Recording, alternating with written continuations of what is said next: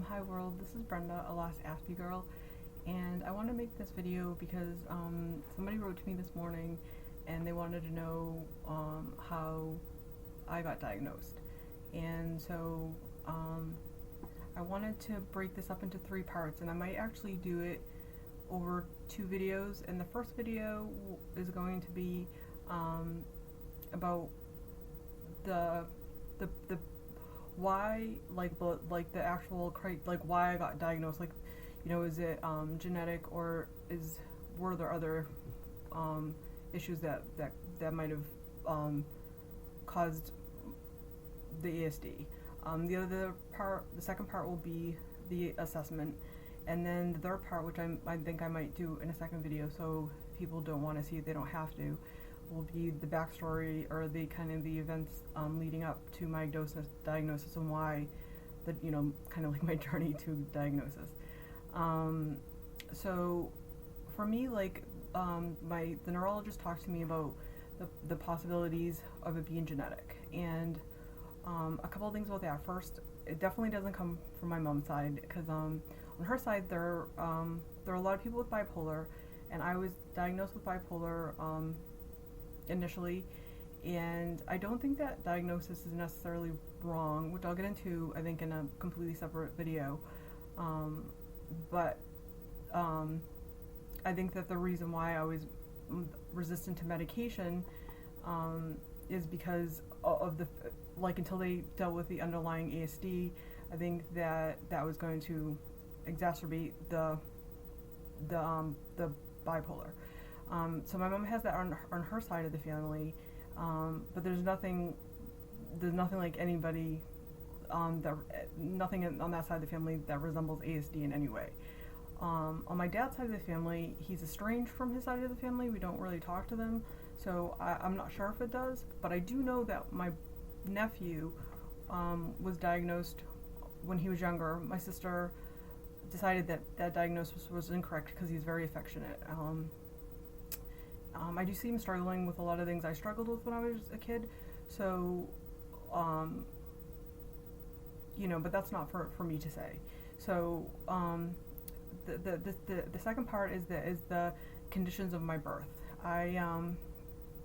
My mom smoked. It was in the 70s, and she always likes to say that they didn't know back then that you shouldn't smoke. She was like a chain smoker, and I was born premature, 42 days early. I weighed less than 3.5 pounds. I was 3 pounds 6 ounces, and my mom wasn't allowed to touch me the moment I was born. They whisked me away and put me in an incubator for the first 5 weeks of my life, and I've heard the story so many times that it never occurred to me that it had any impact on who I became later. I knew that it didn't affect my cognitive skills in school, because I performed well, so I just assumed that whatever happened at birth, I overcame that, especially because the doctor who I guess delivered me was this guy who was 6'4", 6'5", and I fit in, my mom always liked to say I fit in the palm of his hand, and he was to tell her that he was a preemie, and he turned out okay, so I was probably going to be fine. But there were also complications at my birth. So the umbilical cord was wrapped around my neck twice, so that caused additional complications. But I can probably get into all of that. I don't want to take up too much time focusing on that. But I have been reading a lot about how low weight birth baby, because I wasn't born early enough for that to have an effect, but my low birth weight and the complications at my birth, and the fact that I was separated from my mother, and I had pretty much no human contact. Anytime any of the nurses or doctors touched me, they had to do it through the gloves in the incubator to, I guess, minimize the potential for me to get infection or any type of respiratory ailment or whatever, which actually, when I got taken home, the first several years of my life, I was very sick. I would get bronchitis that would turn to asthma. I was coughing, and later developed into asthma, but I'll get into all of that in another video. So those are the potential reasons why what caused the ASD. So it might be genetic, but we know that either way, the conditions of my birth didn't help the situation. So the assessment itself, the way you get referred to a neurologist for assessment, I did through my psychiatrist, which in the third part I will get into what led to that. But when you do so, you talk to a psychiatrist and they'll refer you to a neurologist. She informed the neurology department. I got a letter a few days later with an appointment to come in for initial intake and evaluation. And I guess the reason they do that is to make sure you meet the criteria for full assessment.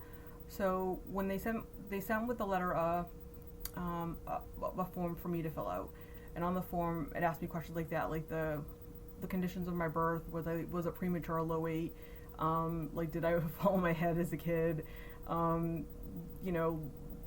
questions surrounding school and education and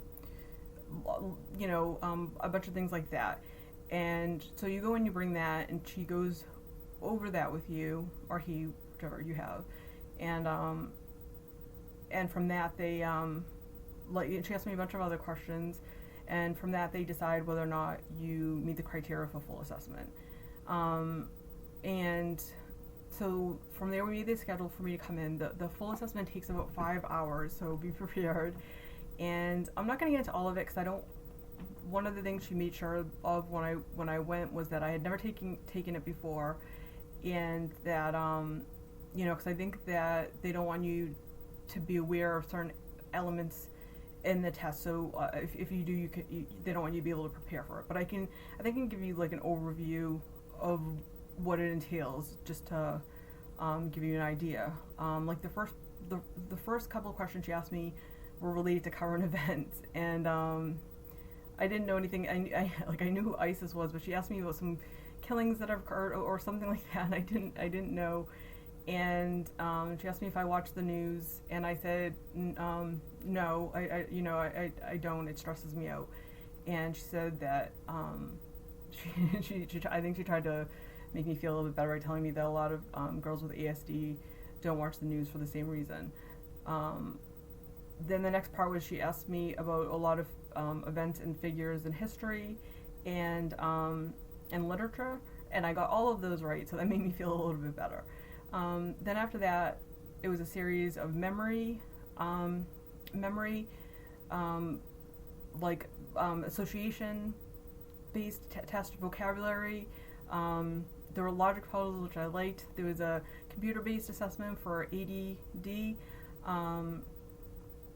And there was ones where you used symbol, like they were symbol related, your ability, I think visual memory, and a couple other things. I don't really know if I should get into some of them, but some of them were interesting, and the results kind of gave me insight into my brain and why I have difficulties. Like for me, I found out that I have executive function problems. So I'll give you an example. Like for me, I'm very fastidious in my room. However, if anything throws me off my patterns, my schedules, it goes into total disarray. A good example is in March I had a rotator cuff tear, and I had a hard time cleaning my room or doing laundry or things like that. And even once it healed, like I had a hard time cleaning my room because I would just stand in the middle of it, looking at the clutter, and I didn't know where to start, and I didn't know what to do, and it took me forever to get it back to where I needed it to be. And that would happen at work. Like everything would be in order at work, and then people would come and they would give me multiple tasks at one time, and all of a sudden I would find myself just staring at my computer screen, like not knowing where to start or how to schedule it. So it's like I'm really good at focusing on one big problem. I'm really good at problem solving, one big task at a time. But if you give me multiple bunch of small tasks, like all of a sudden it's like my brain goes into lockdown paralysis, and I don't know where to start, and I don't know how to handle it. I think I have some short-term memory problems. They're actually more associated with auditory processing, and also socialization. So basically, like if I'm in a social situation and people are talking to me, I a lot of times have a hard time processing what they're telling me. I'm if I could listen to them and close my eyes, maybe it would be better. That's what I think, but I'm not sure. I know that's not appropriate. So, and so like one of the things that we determined from this is that I need an executive function coach to help me to deal with this, because I think it's interesting from talking to a lot of other people with ASD or Aspergers, like high functioning autism, is that they all, if you guys have ever taken the Myers-Briggs test, most of them get INTJ. The I is for introvert, and N is for intuitive, and that's very interesting to me that most people with Aspergers are consider ourselves intuitive, but because it's not intuitive, I don't in the way that other people think of intuitive. We're thinkers as opposed to feelers, and that makes sense. And then there's judgers or perceivers, and judgers, they're very scheduled, very organized, like that. And I've taken a few times, and I always get a P, and I think it's not because I don't want to be scheduled, organized. I have them, but but like I said, the problem with me is that and these are the things I take in consideration, because when I take it, it's like my urge is to say I want to be organized and scheduled, but I also know that I have a hard time with that.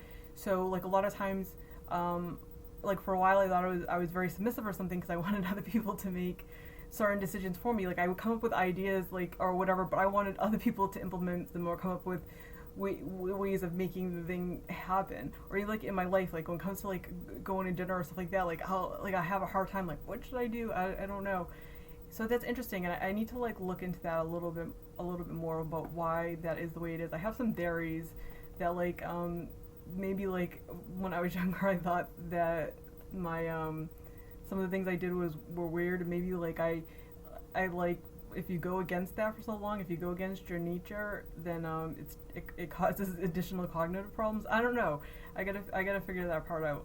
But so there's that. But we also determined that part of the problems for me at the end of work were due to they did the ASD did exacerbate my my bipolar, my mania. So what would happen is I would be put in these situations, these social situations, which would cause me to melt down, and I was very good at usually getting away from people, so they didn't see that happen. I would go and I would hide in the bathroom.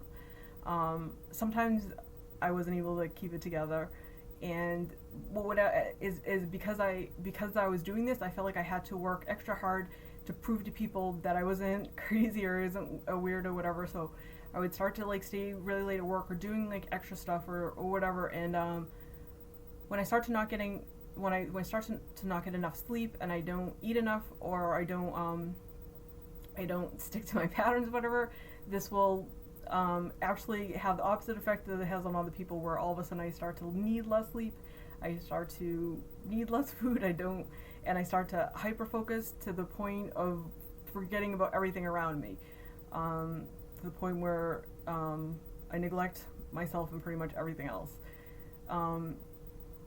And like I said, I'll get into the whole bipolar aspect of this in a different video, because I don't want to take up too much time.